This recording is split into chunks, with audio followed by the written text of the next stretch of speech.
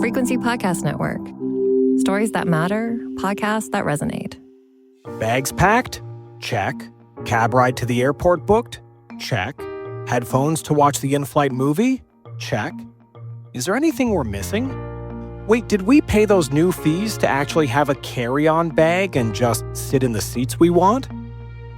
That's a conversation many of us may be having in the new year, as Air Canada joins some of its competitors to start charging you more for different elements of jumping on a flight. The airline has announced beginning January 3rd, if you buy their basic fare option, you're going to have to pay $35 just to bring a carry-on bag, and an extra $50 if you take a second.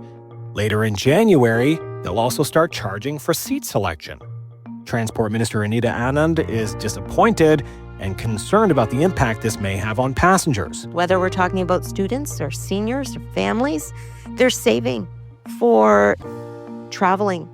And I think it is incumbent upon the airlines to recognize that the decisions that they make, and certainly that decision by Air Canada, is going to affect the people who can least afford these measures. Air Canada tells me in a statement that this is a commercial decision and notes their competitors already have similar policies in place. The minister is planning to meet with airline CEOs before the holidays to discuss this fare issue and affordability, but at this time it's not really clear if she's planning on taking any specific actions. So what is behind this fare decision? What can the federal government do about it to make air travel more affordable? And is it time to beef up competition in the airline sector? I'm Cormac Mac Sweeney. Today on The Big Story, I'm discussing those topics with John Gradek, a lecturer at McGill University who teaches aviation management. So John, thanks very much for joining me. No problem. It's been a pleasure. What do you think is behind this decision by Air Canada? Oh, it's really, Air Canada says it's a competitive move, which is interesting. Typically, when you see a competitive move, it's a competitive move pricing it downward to meet a competitive price offering. This time it's upwards, where they're now charging passengers for a process that was included in the previous tickets. There was never a charge for carry-on. And now, because WestJet and Porter charge for these carry-ons, Air Canada said, well, we might as well join the fray as well and look at incrementing revenues as a result of this additional charge. And surprisingly, Flair is not charging for these carry-on bags. So it's an interesting move on the part of Air Canada.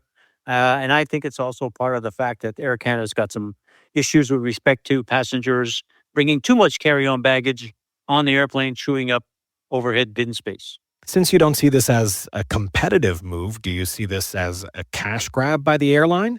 Most definitely a cash grab. There's very little additional cost that Air Canada is going to incur as a result of these fees.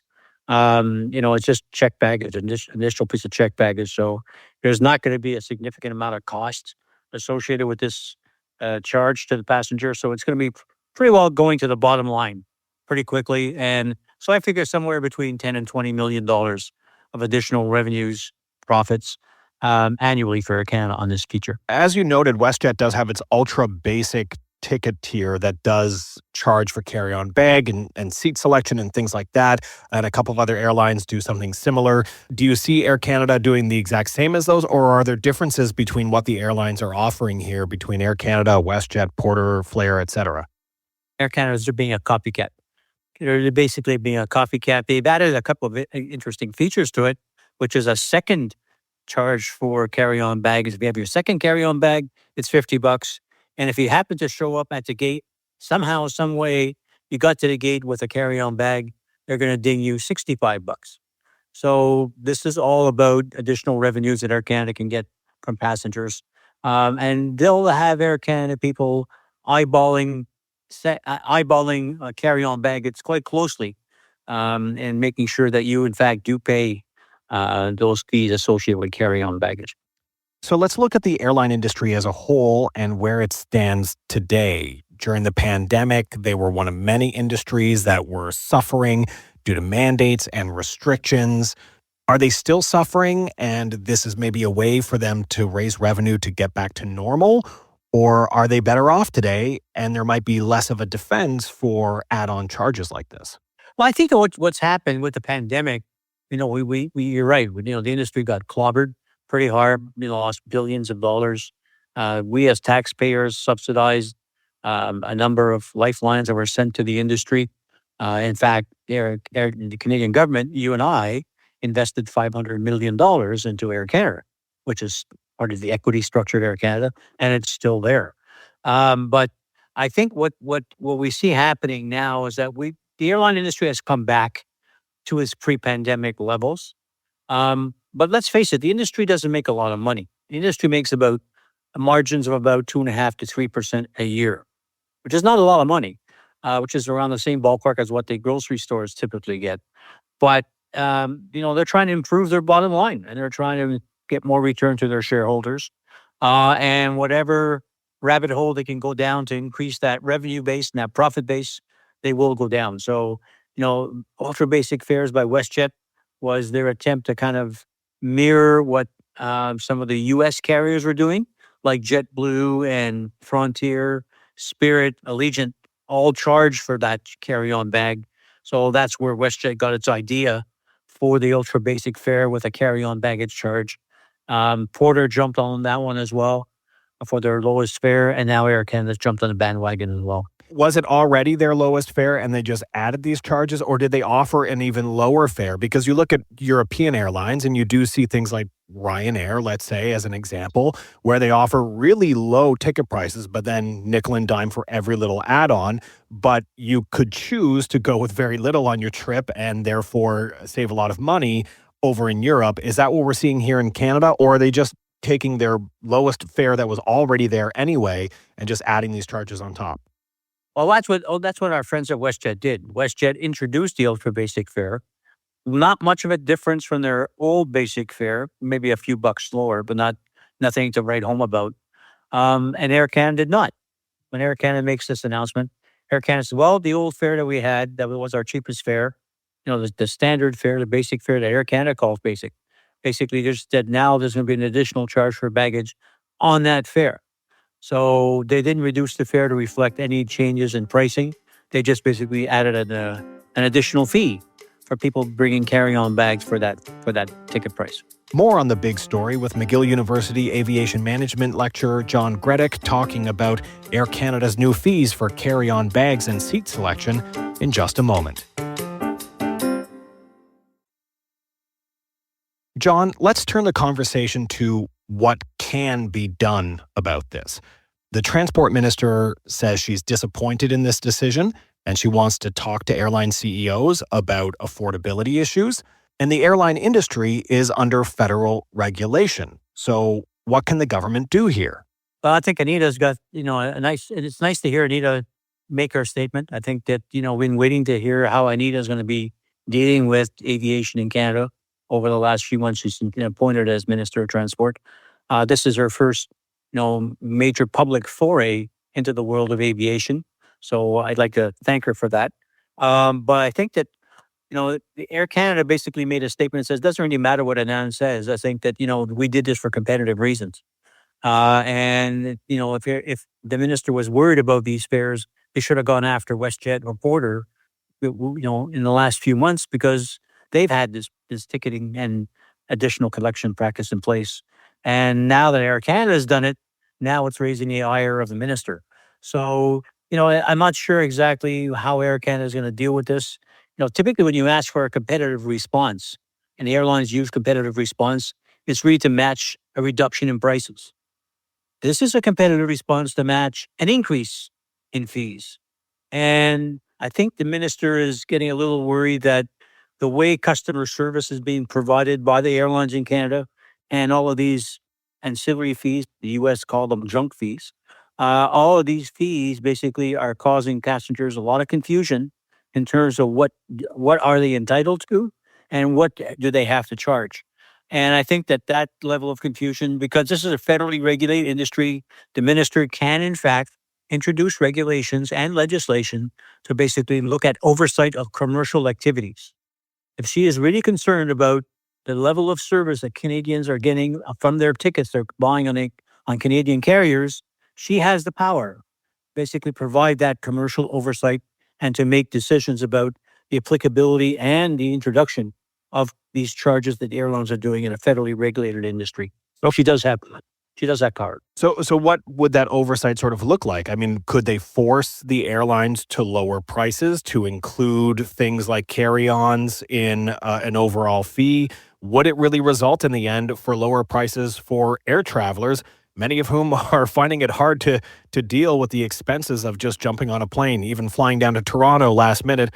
You're going to be between Ottawa and Toronto, you're going to be paying around $1,000 at the very least.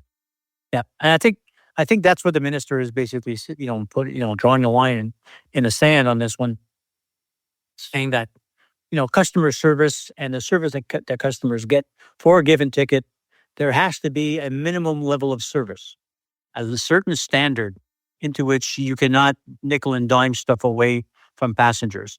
So I think I'm not putting words in her mouth, but what I would consider a minimum level of service would be, carry-on bags, no charge, check baggage, no charge for seat selection, and to basically make sure that the bundle that's being sold to the passenger by a carrier for the cheapest ticket has got a bundle set of services that today are considered additional collections, ancillary revenues and charges, junk fees, and say those are no longer junk fees. They're no longer optional. They are mandatory. And if you're going to sell an airline ticket in Canada, those services and those activities basically are part of the base fare. So thank you very much for these junk fees, no longer applicable. But could the airlines just then turn around and raise those basic fares to offset that, and therefore Canadians will get their carry-on but are still paying more regardless? Yeah, I'd like to see the airlines try that. I think that, we've got enough airlines in Canada, between the four of them that are out there, the three others other than Air Canada, there's enough competitive juices flowing in their veins to basically, make sure that, they are able to, in fact, get away with, a mandated set of services, and yet remain very, price competitive. So, yeah, this will be a pain. It'll be a hit on their revenues, of course, because in these additional collections, like Flair has basically said that 40% of their annual revenues come from these ancillary charges. And so, would this, be an issue for Flair? Yeah, probably. But I think that Flair and WestJet and Porter are highly competitive carriers that, they can live with this mandate of bundling everything into a price. We'll start playing the price game and only the price game because the services are not going to be differentiated. There are critics who have been demanding more changes in the airline sector to try and increase competition even further, possibly attract other airlines to our market. How simple or easy is it to increase competition in the airline industry, which has large startup costs? Obviously, buying planes is not cheap. How reasonable is that? How realistic is that to see another competitor enter the market possibly? Well, the airline industry is a strange industry. The people have been getting into the airline industry for decades in the hope of making millions, if not billions.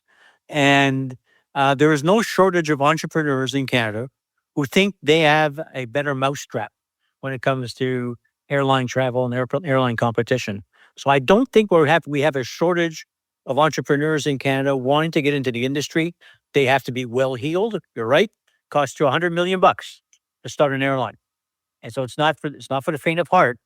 But I think that, the Competition Bureau is looking at competition among the Canadian airlines as we speak.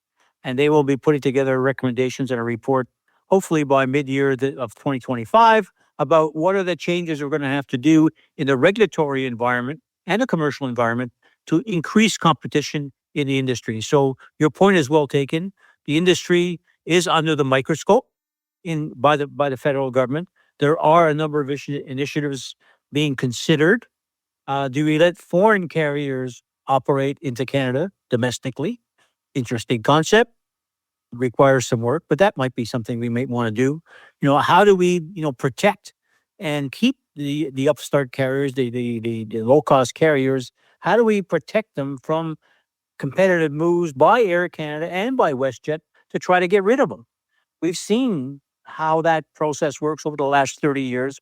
We've lost 20 airlines over the last 30 years who were positioning themselves as low cost. And guess what? They're gone. Why? Competitive moves, down matching prices. And so the question is, how do we structure an industry where we allow these carriers to survive and flourish, yet keep the big guys away from trying to get them out of business? And it's funny because it's a similar conversation being had when it comes to grocery stores bringing in competition. It's not so simple when we talk about bringing in foreign companies. We saw Target in the retail sector came for a little bit and then decided, this isn't worth the cost and the market isn't big enough, so we're out of here. Do you see it similar in that situation? We see, and we're seeing the same thing happen in telecom. And watch the Rogers guys getting the hot seat. But I think that we are a small market. Let's not compare ourselves to Europe as an entity, or to the U.S. 400 or 500 million people in a landmass smaller than Canada versus our 40 million. We have an order of magnitude issue in terms of how many frequencies, how many carriers, how many flights, how many airplanes can the Canadian market support. And I think there's a limit. And we saw the limits. We saw, last summer of 23, we had 6 carriers flying Toronto-Calgary. 6. And right now, so 2 of them are gone. Canada Jetlines is gone, and our friends at Lynx are gone. Now we're down to 4. We may be down to 3 soon. And the question then becomes, the market is, in fact, managing the size of the competition that's out there. And I think that there is, in my opinion, there's a lot of strength and there's a lot of market power being provided by Air Canada and WestJet. Between the two of them, 80% of the Canadian market is controlled by those 2 carriers.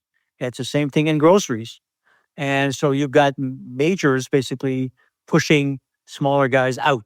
And I think that that's something we have to talk about in terms of, how do we promote and how do we grow an industry where we have these large organizations already competing. All right, John, thank you so much for your thoughts on all of this. Really appreciate your insight. All right, my pleasure. Have a great day. Take care. That was John Gradek, who teaches aviation management at McGill University. We were talking about Air Canada's new baggage and seat selection fees, what it means for passengers, and what the federal government can do about it.